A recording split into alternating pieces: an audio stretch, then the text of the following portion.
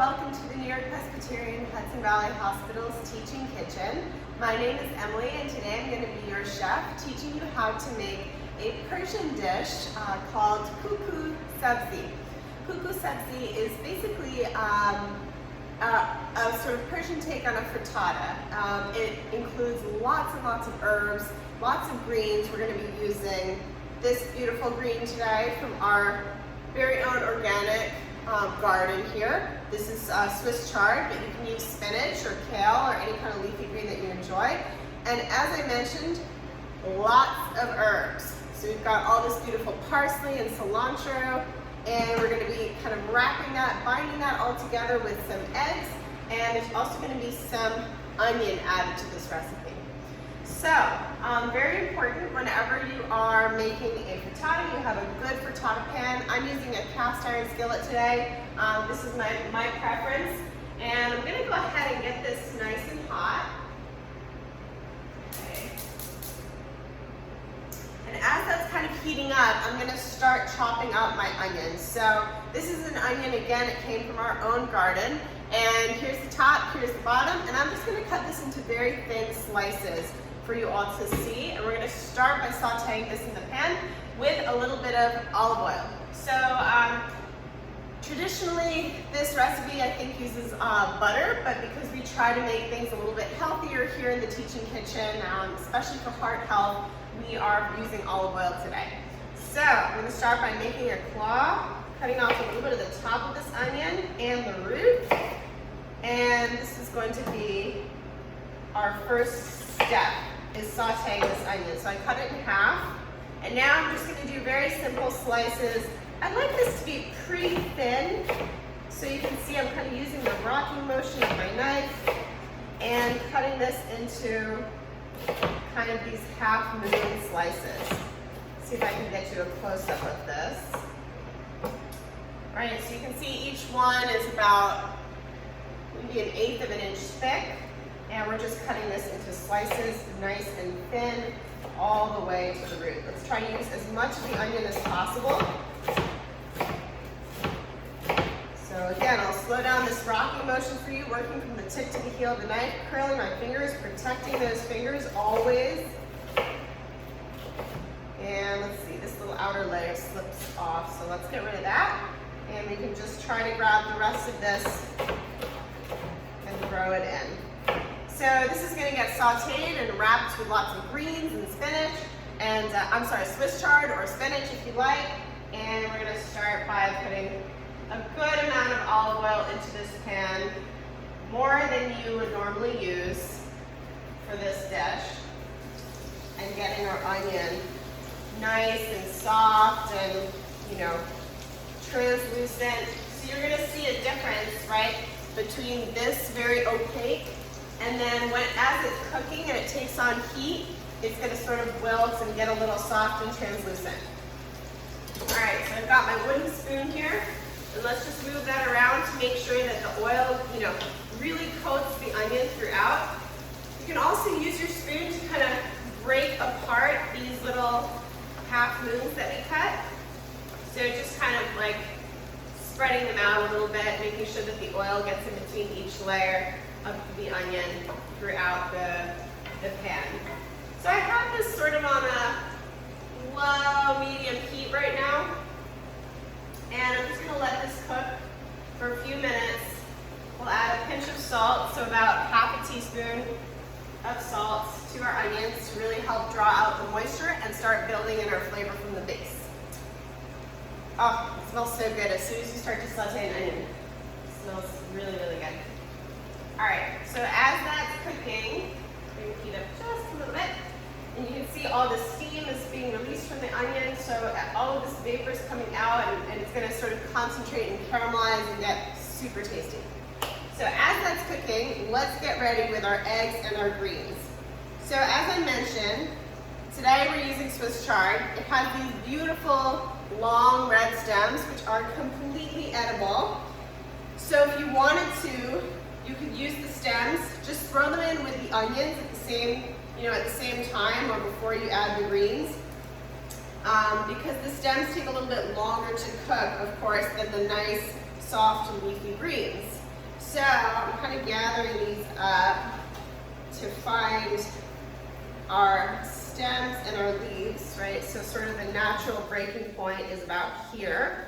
This is where it becomes mostly stem, this is where it becomes mostly leaves. Let's chop that, set those leaves aside. And then if you wanted to use your stems, again, just bunch them together, go for a little, teeny tiny little mince on these. And you can throw them in and use them. Again, they're completely edible. Swiss chard stems, they really are a little bit like fibrous and stringy. So just keep in mind that by chopping them really small, like we're doing today, that is going to help those fibers break down. It's going to make it more enjoyable to eat. So I'll show you what that looks like close up here. Our beautiful red Swiss chard stems. Let's throw those in with our onions, let them cook down a little bit before we add the greens. Just for a minute or two. Again, they're harder than the leaves, so they take longer to cook. Turn the heat up just a bit under this. Okay. And you don't want to go too high because then your onions are going to burn. So just go for sort of a medium heat on this. The Swiss chard stems are so beautiful because they're bright red. They add a lot of color to this dish. And they're very nutritious as well. So in the meantime, let's get our greens and our herbs ready. So as I mentioned, the primary difference between a Persian Kuku Sabzi and a frittata is that the Kuku Sabzi is more vegetable heavy and vegetable dense. So that's one of the reasons I love this dish. And when I discovered it, I almost prefer it to a frittata because it's more veggie-centric and more herb-centric. So let's bunch our Swiss chard here together. And remember, you can use, spinach or kale, bok choy. Let's curl those fingers. Always remember to curl those fingers. And we're going for sort of a fine shred here. Cut that all the way down to the base. At this point also, I'll put my hand flat on top. So we cut across this way. So I've got these long kind of stringy ribbons. I'm just going to cut across the opposite way to kind of create that, these smaller sort of confetti-like pieces, right? So you can see nice and small pieces here. All right, this is starting to cook down. The onion is starting to soften. I think it needs a few more minutes before we can add the herbs and the greens. So let's let that keep going. And meanwhile, let's get our herbs ready. So I've got our cilantro here. And again, tons of herbs in this recipe. And we're also going to use some fresh parsley. So often people will spend hours painstakingly removing the leaves from the stems with cilantro and parsley. Again, these stems are edible, they're full of flavor and fiber, so let's not waste them. Let's bunch everything up. If you have a really thick parsley stem or really thick cilantro stem, you can get rid of that if you want. But these little thin stems like this is just fine.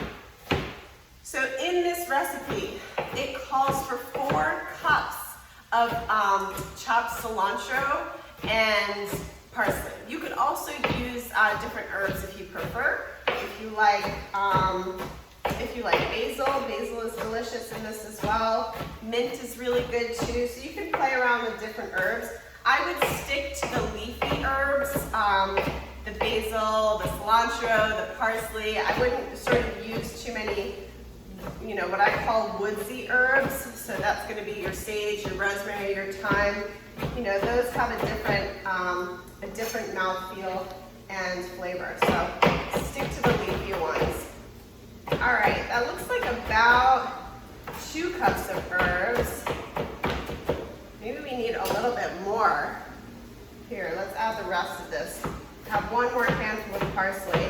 So let's throw it in. Make sure we get it, chop it up nice and small. Again, to produce this kind of mincing effect, from the tip to the heel of your knife, you lay your hand flat on top, and you just chop down. Right, so it's kind of a quick motion. scrape everything together and just quickly, right, chop down. Always try to have good posture and stance when you're chopping. Over time, if you're, have the wrong posture, it'll wear down your body. So make sure you have good stance in front of your board and chop it down. All right, so look at all of this beautiful leafy greens and herbs that are going into our pan now. This is looking really nice. Our onions, if you can tell, are nice and soft, right? Let's see if I can bring a close-up over to you. There we go. So they're nice and soft and translucent. They're dripping in that beautiful olive oil. And let's add our greens to this and let it cook down. So if you've ever worked with leafy greens before, you know that this mountain of greens is going to cook down to almost nothing. It'll cook down to, a cup or two. So we added in 4 cups and it's really going to cook down. So just notice how as soon as the greens are exposed to that heat, it really starts to wilt. So that's completely normal, and don't worry about that. So what we're looking to do here is, again, wilt it and evaporate out some of that liquid from the greens. Kind of let it simmer and steam out. So again, I'm just using my spoon here. Give us a nice saute. So vibrant, so colorful, so fragrant, and so simple, right? There's not a lot that goes on with this dish. It's not very complicated. It's just handfuls and handfuls of herbs, which I love because so often you will buy, a handful of parsley, a handful of cilantro, of mint, and a recipe will only call for like 3 or 4 leaves or a couple of tablespoons. So with this recipe, at least you're really using the entire bunch. So a great way to use up your leftover greens, your leftover herbs. If you don't have onion, you can certainly use leeks or another kind of, another kind of vegetable, I guess, in the allium family. So your shallots, your leeks, your onions, your red onions, any of those will work just fine. All right, so as that's wilting, let's get our eggs ready here. So I have 7 eggs cracked in. I'm just gonna show you how I did that. I crack on the counter. I find that weak spot, pop my thumbs in and just gently pull apart. All right, and if a shell slips in there, just do your best to get it out. Nobody likes eggshells in their frittata. Okay, and let's give this a good whisk. So, I'm using a measuring cup today. You could do this in a bowl, whatever you like. This, to me, is very convenient to pour. And you just want to whisk it until the egg kind of has this homogeneous ribbon. Okay. Let's add a little salt here. About half a teaspoon in there. Let's throw some pepper in, why not? Always good to season your eggs. So this is freshly ground black pepper. Okay. And let's see how we're doing with our greens. So you can see, right? They wilted down to almost half what it was. All right, so we're ready for our next step here. This is where it gets a little technical. So it's useful to have a spatula for this, just to kind of smooth everything out. All right. And we're gonna add just a little more, olive oil. The greens have absorbed a lot, and so has the onion. So let's add more olive oil to this. And our egg. So this is where that spatula is useful, right? So I'm going to kind of use the spatula to move that egg around and to lift those greens and let that egg get under those greens and kind of get it a little more integrated. Okay. And as soon as you add egg to this dish, it's gonna bring the temperature of your pan down, right? Because remember, the egg is room temperature or cold. So you just wanna kind of run your spatula around the edge. All right, and let's turn the heat up just a little bit here to allow those eggs some heat so that they can set. So if you can have a good look here, you can see there's a lot of jiggle going on. What we're doing here is we're gonna cook the egg basically until it stops jiggling and it's more set. So I'm just gonna keep an eye on that because the tricky part is you want it to cook all the way through, but you don't want to burn the bottom either. So it's really a balance. So I have it over sort of a medium-high heat right now. A couple of things about the ingredients that we're using today. Eggs, first of all, eggs are a wonderful source of protein. They're a bit controversial, and I'll talk about that in just a moment. But mostly they're comprised of these three parts: the eggshell, the egg yolk, and the egg white. Those are the main components of the egg. The egg shells, sometimes you get a white shell or a brown shell, or even a blue shell if maybe you go to a farm. The egg shells really just are distinguished by the breed of chicken. So brown egg, white egg, blue egg, it doesn't matter what kind of egg you use. The egg shells don't matter.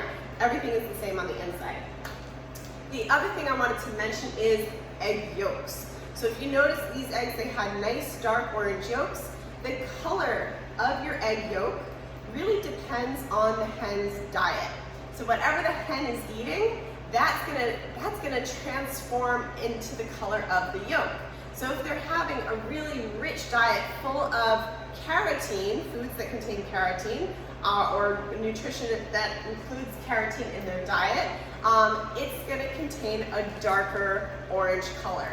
So the different colors of egg yolks are simply a different expression of nutrients in the egg yolks. It's still an egg yolk, but some of them are higher in carotene than others. So the ones that are really dark and orange have more carotene than the ones that are pale and yellow. So you want to think about it from a nutritional perspective. A darker yolk would probably be a little bit better because it means that the hen has gotten a diet rich of carotene, which means the egg yolk will have carotene as well. In the egg yolk, there are several nutrients. We usually don't think of egg yolks as being super nutritious, but they contain vitamins A, vitamins B, some vitamin D even, one of the only food sources of vitamin D, some vitamin E, some minerals, and of course fat. The egg whites are pure protein and water. So those are the ones that tend to get more attention in our health community because they're so, that's the only source of protein in the egg is the egg white. All right, so let's do a quick check on this. It looks like it's starting to set. It's getting fluffy, it smells good. It's starting to brown just a little bit. So I'm going to turn the heat down because I want this to have a little more time to cook. Just show you a close-up here.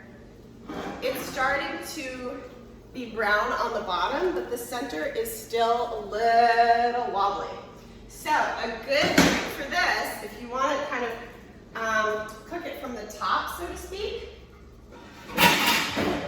grab a lid and cover it and let it kind of steam a little bit on top to cook those eggs from the top also. All right, so while that's going on, how can you tell a good egg from a bad egg? Sometimes we keep eggs in the refrigerator for a little too long than we should. One trick is if the egg floats, if you put it in a bowl of water and the egg floats to the top, that means the egg is no good, so you should get rid of that egg. If it sinks, that's a good egg. And then what makes a good egg from a nutritional perspective, of course, is a good hen. A good chicken will make a good egg. So that means a chicken that is healthy, has very nutritious feed, and is free of contaminants. Fresher eggs are always better whenever you're cooking. All right, I think that's pretty much everything I wanted to mention about eggs, except for, of course, the controversy surrounding eggs. So recent studies show that egg consumption has little influence on blood cholesterol. This is partly because blood cholesterol is raised more powerfully by saturated fats than by dietary cholesterol. So often we're not advised to eat eggs if we are at risk for heart disease or heart conditions. I would just check with your doctor about that. Ask your doctor about what is the right amount of eggs for you. Speak to a registered dietitian. The nutrition and science around eggs has gone back and forth for many, many years. So it's just good to have, a healthcare practitioner guide you on what's appropriate for you based on your risk, and that way you'll know sort of what's the right amount. All right, the other foods that we're using today, we talked a lot about eggs, and then Swiss chard I wanted to mention, as well as spinach. This beautiful, beautiful Swiss chard is extremely low calorie. You can see how bright green that is. It's very high in iron. It's high in potassium, calcium, vitamins A, C, and K. And of course it contains lots of fiber and some antioxidants as well. So just a few reasons we're using these foods today. All right, so this did a good job of kind of steaming the top of this. And I'm using my spatula to see if it's gonna release from the bottom of the pan. Yeah, I think we're gonna have a good flip here. Give it a good shake. All right, so this is the trickiest part of the whole recipe. I always get a little nervous when I do this part. You grab a plate, you grab your pan, and with vigor and gusto, you flip it.